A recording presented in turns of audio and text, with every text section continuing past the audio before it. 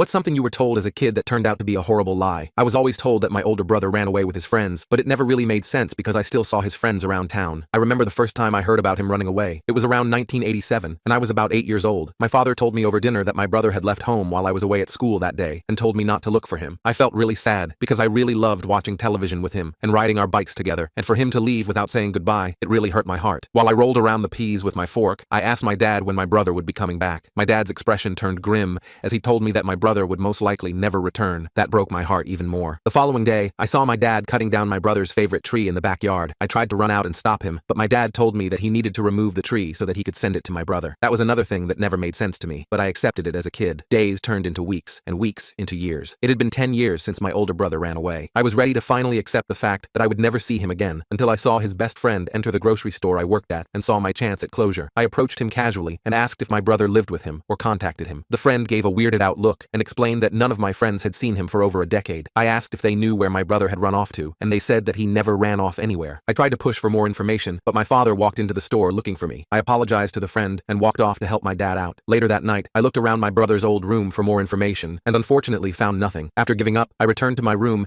and looked through our old drawing book we worked on together, reminding myself of why I loved my brother so much growing up. To my surprise, 2 of the pages in the book had tiny folded notes addressed to me, saying terrible things about my dad. Each note explained gruesome details about how my dad hit my brother or punished him through starvation or tied him up outside to a tree. I covered my mouth from shock and frantically searched around my room for more clues from our old toys. The last note I found asked me to call the police because he thought that my dad was going to do something unspeakable to him soon. My heart raced just thinking about what had actually happened to my brother. I brought all of the notes I found to class the following day and stopped by the police station in my free time. I begged them to reopen my brother's case and submitted all the evidence as well as my personal testimony. I asked them to bring in my brother's old friends, who were also aware of the things that had been going on between my brother and my father. With enough statements, the police escorted me home and arrested my father the moment he got home. At the station, it was revealed that my dad had really beaten my brother and hid him in the tree the week he went missing. My father made sure to remove all notes from my brother's room, but never bothered checking mine. Hearing his confession at the station made me sick to my stomach. I couldn't believe I was living with a man who could hurt a family member in the most horrific ways imaginable. I moved out of the house that same day and moved into my mom's house. This year, my dad has a chance for parole, but I plan on fighting it for both me and my older brother.